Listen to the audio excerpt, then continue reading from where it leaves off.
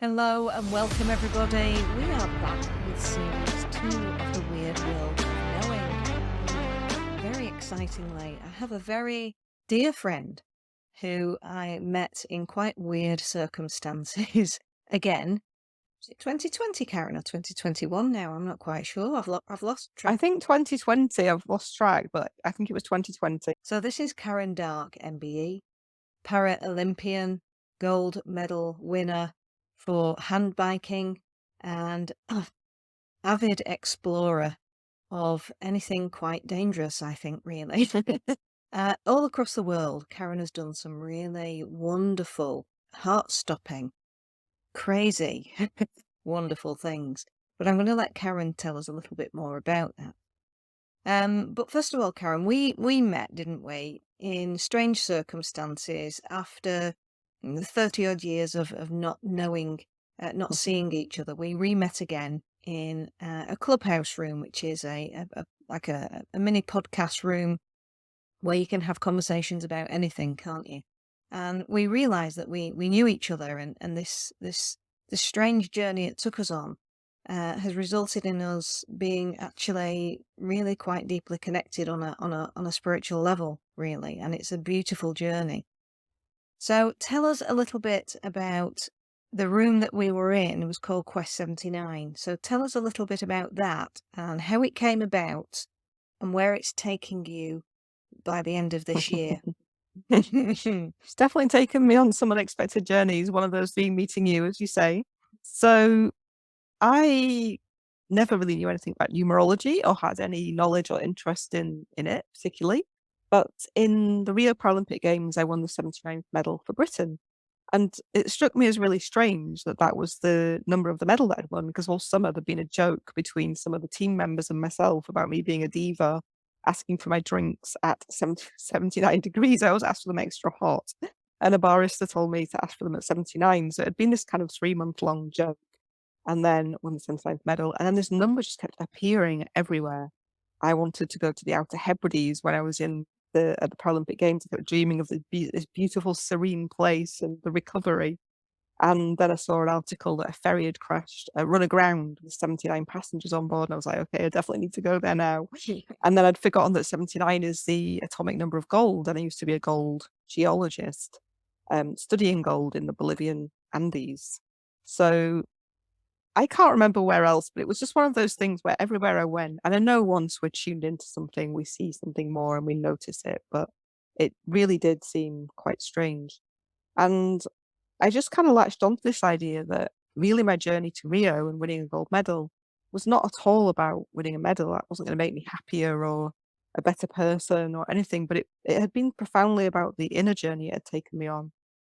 And in all kinds of ways, from being quite, I suppose, tormented about needing to wanting to race and seeing how well I could do, to kind of going on this journey with meditation and finding peace inside and not berating myself if I trained and I wasn't making the mark, and just letting go of a lot of kind of, I suppose, racing for a Paralympic Games and trying to win a medal reflects many of the things that many of us do through life, from not being very compassionate to ourselves to the kind of self-talk that we have, the language that we use in our own heads. Most of us aren't being very nice to ourselves a lot of the time. And that journey to Rio, I studied psychology, I trained in hypnotherapy, I did a lot of things which really took me deep into mindset and understanding the power of thought and of language and the impact that it has on our body, physically as well as emotionally. So I got really interested in this concept of finding inner gold. So Quest 79 became, well, you know what, I've kind of done a bit of a big thing here, and maybe I can inspire some other people to take on a little thing for themselves, whatever it may be, that will take them on a journey of discovery. So to find more inner gold, whatever that might be, and it's different for all of us depending on where we're at in life and what we're maybe needing or seeking. So it became this really wonderful thing. In the process, I ended up taking journeys on 7 continents. I decided I would try and cycle 7 continents and do 9 rides. So As you do. as you do, so the Paralympic Games and a land speed record were the other two things, and then the one journey on each continent following a river or a coastline. So the last continent that remains is Antarctica, and it's such a massive thing on every level that it's not happened yet, but it is happening on the 18th of December. And I've had the pleasure of these past 12 months of getting to know you and knowing how you really dig deep into these quests, but also how when you meet people, you have this inner gold that just literally sparkles out of you, and you attract the right people into your path at the right time for whatever it is that you want to do. And I know that that's happening already for the Pole of Possibility, as you've called this trip. But you've recently also just been to Bhutan as well, the country of happiness. Just Mhm. tell us a little bit more about that and how that happened and the people that sort of eventually came to this trip with you, because Yeah, so the processing in that all of the bike rides that I've been on across the different continents. So all of the rides I've been on across the continents, and different people have come with me on one. Some of whom have never ever done anything like that before, never ridden a bike, never been camping, completely out of their comfort zone. And I realized that for me, there's been a huge joy in taking journeys with people where it's all new and I see it through new eyes as well. Kind of a different way of experiencing a place. And so I thought, well, I'd love to take some people on a journey. It's what I would like to do. So, and the one place I've always been attracted to go to is the land of the kingdom of happiness is Bhutan. It's famed for valuing the happiness of its people over gross national product. They measure gross national happiness. So I've been working with a sustainable travel and social enterprise in Bhutan for the last few years through lockdown to create a journey across the country to find inner gold. So there was quite a big emphasis on environment, but also on people and then also on the spiritual aspect of it and spending time with nuns and monks in Bhutan. Um, and yeah, incredibly, it came together. 10 of us had just been, and we got back just a few weeks ago. It really was pretty, well, it was just a really special journey. The hundred well, value. I saw some photographs and some little videos from that, and it really looked quite a deeply spiritual journey, as well as being very exciting with the places that you actually visited, such as Tiger's Nest. Tell us a little bit, if you can, about Tiger's Nest and actually how, when you got to the top there, how that actually felt with the monks, because I think you arrived on a very special day as well, didn't you? Yeah, so I always anticipated that the journey would be as much an inner journey as an outer journey, but it did end up being, I guess you would call it more of a spiritual journey than I even anticipated. And I think that's because Bhutan is just so meshed in Buddhist culture. So everywhere you go, there are monks and nuns, there are monasteries everywhere, and the values of the country are completely based on Buddhist values of compassion and finding that expansion and spaciousness inside oneself. So the kind of ultimate part of the journey was to go to Tiger's Nest Monastery, which of course is a monastery, but I think we anticipated it was probably more of a relic monastery or maybe not much happening there or more of a museum or something. It was a huge mission to get there because it clings to a cliff face Yeah. right up above the Paro Valley in a stunning location in Bhutan, which is actually more than 70% covered in forest country. That's why it's the only carbon negative country in the world. So Beautiful. it's lovely, lush, natural environment. So yeah, it involved me being piggybacked by probably the strongest man I've ever met. A guy who's the driver of our Jeep that was carrying the bicycles, who's in his 60s and looked concrete around hillsides for years. And he piggybacked me about 3 to 4 hours up to this monastery with some help from the local muscle gym team who kind of piggybacked a little bit in between to take some of the pressure off him and little sections in my wheelchair that were doable. But when we got there, what we didn't anticipate is that it was a living, working monastery, and within the monastery there were lots of smaller temples, and they were all full of monks and chanting and praying, all in their golden and maroon gowns.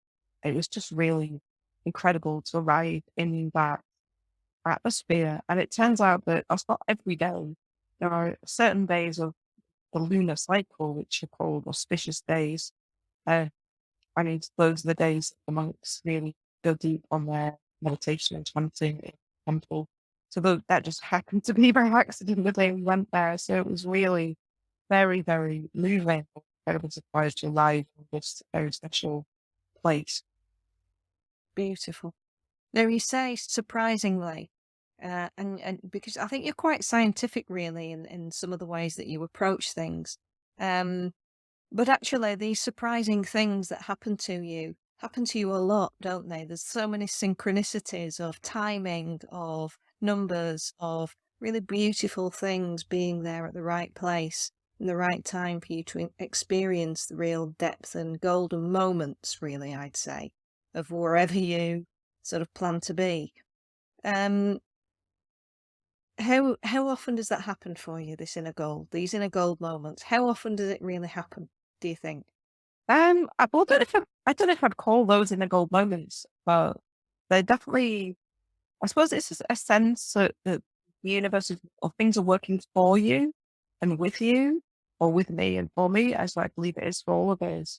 But I suppose I've realized as I go through life that I do fundamentally I think I just wear rose tinted glasses a lot of the time. It's almost like I'm just always focusing on what's possible or what there is to appreciate about something. And not always, but a lot of the time. And I wonder if and when I do more of that, then more things seem to become more surprising or more Do aligned you into mind if I what. just backtrack a little bit to what you said there? Because you said you weren't quite sure whether you'd call those an inner gold moment. So what would you call your inner gold moments then? Hmm. Oh, well, a good question. I don't know, actually. I suppose I really notice those. No, you're right. I mean, I could call them that. It's just that I never have done, but it's a nice way of looking at them in a gold moment. I suppose it's a sign in a way. It's almost like kind of confirmation or feedback that something's on track, moving in the right direction. And I suppose the things I think of as my inner gold moments, I've experienced quite a lot of them in the last 5 or 6 years doing these rides across continents. I just, each ride feels like it's kind of reminded me of something that's really precious and special that we all have. But it's really easy to focus on what we're lacking, what we're missing, and what's going wrong, and what's not working for us. And these rides have always just fallen into place. They're really great teammates who just sort of appeared from nowhere. I mean, people think I've got this machine working with me with I don't know, like a camper van and an office and a team of people. And it's not true. It's just me and my laptop and a crazy idea. And suddenly a friend of a friend goes, oh, I'll come with you. And it's just them and me and a bike trail and a tent and porridge. It's all very basic.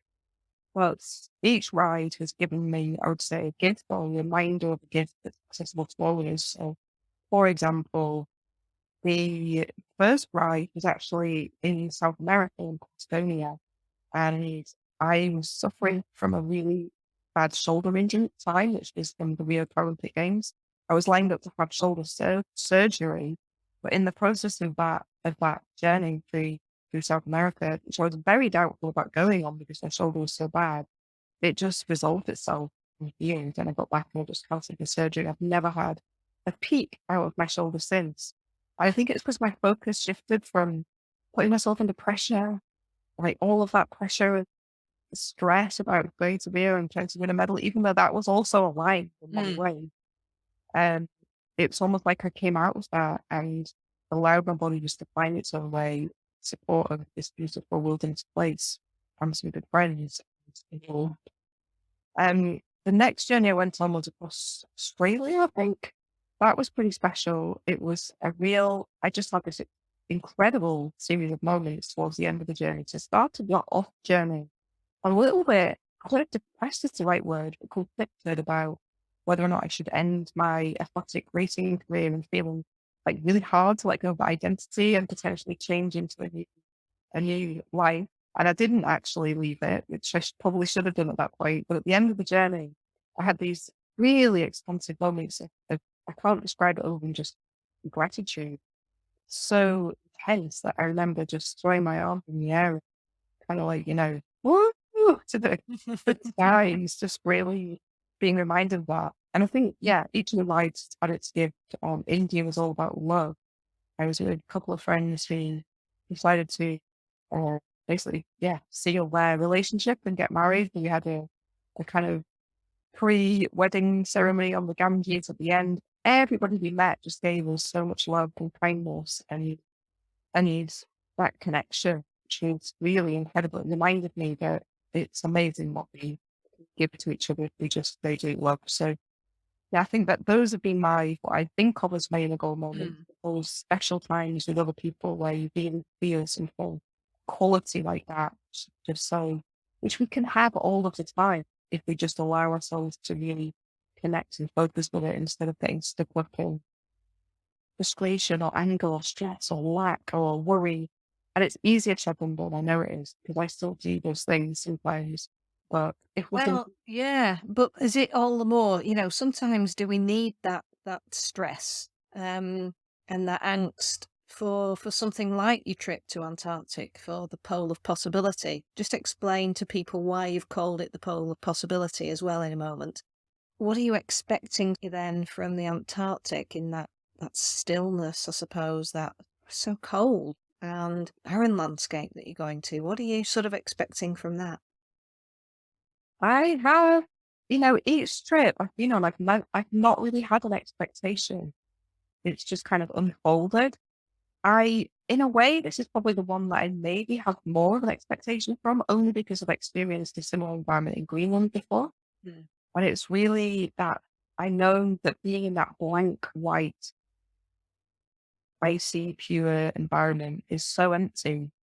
It's like this emptiness and this spaciousness, which to me kind of reflects what we all can benefit from finding more of inside, but it's quite hard to. Mhm. So I imagine there'll be quite a lot of that, but I don't really know what it's going to be playing. And I'll discover it. We'll discover what the piece is when we get there. Yeah, because, yeah, of course, your journey is quite different from most other people's journey who've already been to the Antarctic, because, of course, the equipment that you need, the supplies that you need to keep your body warm, and you can't feel it, you can't feel your toes and you can't feel your legs. There's extra requirements that you are having to put into place to make sure that all these parts really, really work. So, how is that going, and what's happening behind the scenes there? Well, I did remember today that I did write a spreadsheet some time ago. I'm not very good at detailing at spreadsheets, but sometimes I do it. I wrote a really detailed spreadsheet about all of the risks that I could perceive, particularly to my own health, as well as the rate to see. So my plan is to dig out that spreadsheet that I wrote about 6 months ago and start going through it with a tooth comb in the next 6 weeks before we go to really make sure that I've got everything nailed. But personally is a lot. I can't regulate my body temperature. So I'm more at risk of getting a cold injury and not realizing I'm getting that in my feet or my legs or whatever. And I have to manage catheter. So if I'm not hydrated, if that blocks, if I get an infection, if it kinks under all of the clothing, then I would wet myself. That would clearly be really bad in an environment where you can't manage that or easily wash and clean any clothes and you rely on a very limited amount of warm clothes and sleeping bags to keep things going. So I have to be really vigilant to every single detail to the extreme, and that obviously becomes hard to do if you're really physically tired or you're in an environment that is extreme. So my job, which is probably not something that people have normally in Antarctica, is almost like you're just turning the dial up on self-care way higher than it is for anyone else. For anybody, it's pretty sure, just not putting sun cream on a tiny patch in your nose. And I heard a story that someone drank from their water bottle and a tiny bit of water dribbled down the chin and then they got sweat in the chin. So literally every tiny detail matters, but I've got quite a lot more of those to pay attention to. Yeah. And we're not even going to get into the other part of the toileting, but that's just absolutely, freaking me out. It's not going to be easy. And leave no trace. You have to carry everything out, and we want to carry. Yeah. So it makes it all extra challenging. Okay. So my next question is why? Well, Why? that's a good question. And I think a lot. Because I don't like being cold. I can't imagine anything worse. But I'm not an adventurer like you. I like my home and I like my home comforts. So, I don't know if adventure is the word. I suppose I see myself a little bit more like, I don't know, like I might just be making it up, but it's like exploring something, and there's not that many corners of the world left to explore that people haven't been to before. But I'm exploring in a new way with my disability in a way that other people have before. It's not been widely done by anybody, and we'll be going to parts of Antarctica and nobody in my position has ever been. In fact, that nobody's ever been to. So it will be. We're not doing it to get records or anything, but we have to, realize it will be a Guinness record and all sorts of other things like that. So I just hope that this journey will, in part, it's just how I'm wired. I can't help it. I'm just called to go to places and do things that seem challenging. And it's all to see what can be discovered. And I don't always know what it's going to be, but I hope that if you tell a story, and actually the story that's appeared around Antarctica is based on helping people or encouraging people to find more ice. So ice is inner goals, connection, and enabling environments. So they're topics which really link to where we're going. Um, we need to, well, we will discover something that's really precious for each of ourselves, and hopefully be able to share that with people, that inner gold. And I think some of that is that spaciousness that we lack in modern life. Like, it's just kind of not there. yeah, It's more and more squeezed and people are more and more stressed. So it's like that just total yeah. letting go, going into this spacious, empty place where you can discover things that you can't when we're under stress. And then the other element, like the enabling environment, the connection and the enabling environment, is we want to tell a story about Antarctica and what a precious continent it is. And we're doing some research while we're there. My teammate is a professor of environmental geography at Wyrd University. So we'll be exploring things. He does some research on the value of nature. So we're doing a bit of science while we're there as well, and we're writing some papers about it. Not only have you done your Quest 79 challenges over the years, you've encouraged people to do their own Quest 79 challenges with the numbers 7 and 9 or 79. And people have been doing this all over the world for however many years. Including you, Rachel. Including me, and boy, well, gosh, what a fabulous journey it is. I certainly had a most wonderful, wonderful time, and we, we did it twice, didn't we? I did it the first time, and lo and behold, you created a Top Trumps pack, so you can support Karen, everybody, by buying the Top Trumps special edition pack, and money raised from that will go through to helping Karen at the Pole of Possibility, and we'll put that link in so that you can do that. And it'll support her at future ventures, I'm sure. And then we did a Quest 79 big event day on the 7th of the 9th. 7th of the 9th, 2021, and that was just incredible because we got so many people who'd done their quest to come in on the day and share that day with us. It was really, really special. And we had, 79 people from over 9 countries involved, didn't we? Which was wonderful. Well, So, thank you, Rachel. You created that day. It was well, really, we really great. created that day. I certainly couldn't have done it without you. The incentive behind it is all, about Karen Darke and getting Quest 79 out there. But finding your own inner gold is absolutely the most stunning journey. So if you've already done your Quest 79s, then Karen is also looking for people to come and write, how much is it, 500 words? Well, up to, it can be as short as you like. It could just be a paragraph, just to share something that you've done that was surprising to you, where a possibility unfolded that you didn't expect. And maybe that's related to a change in your mindset. Maybe it's related to a piece of equipment or something that enabled you to do something. But we've been looking for stories where you've overcome something or made something possible that you didn't anticipate, so that we can share them as we journey in Antarctica with other people. And the plan is that we'll go to, well, there's been 2 plans, if I'm honest, and it's shifted quite a bit. But the plan A is that we go to 7979 latitude and longitude, which intersects in Antarctica, and create this deep polar possibility there. And there is a possibility still that we might make the polar possibility at the South Pole, just because it's more well known, more media, kind of interesting. And if that helps spread this idea of inner gold connection, enabling environments, then so be it. So we'll see where we end up. But that's a journey in itself. So discovering where the polar possibility is going to be. Oh, and it is just absolutely, I love the whole journey of this. It's just been incredible to have watched it all unfold. So if everybody you want to be involved in that, you can get your Quest 79 done before December, and get your paragraph over to Karen Darke, and again we'll put the details below, and you might have your story read out in the Antarctic while she's on her journey, you never know. So Yeah, Karen, is there anything else that you want to add into this really weird world of knowing? Because there's so many weird and wonderful things that you've done and been involved in. Is there any little niche uh, you know, that you want to leave people with? that's a good question. I suppose I'm just constantly surprised that sometimes it just feels like it's all so hard or so difficult and everything feels stuck or our circumstances don't feel great.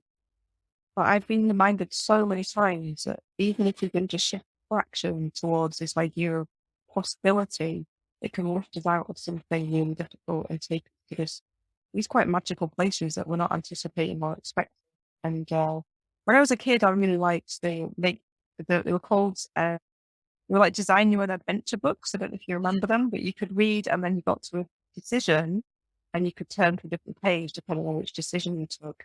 And I suppose I just like to see life as an adventure where we do have decisions about how we think, what we do in different moments. And there's just this ever unfolding thing that we're on, which is pretty magical. So just try and see the magical side of it all while I get wrapped up in the difficulty of it all.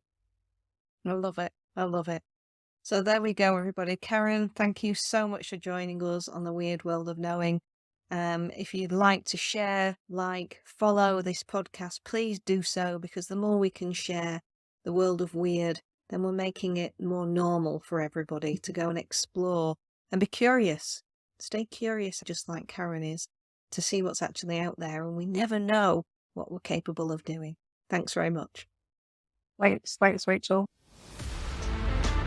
Thank you for listening. Please don't forget to subscribe, review, and tell us your weird stories too. And next up, we have David Bramwell, who is going to talk to us about the joy of seeking.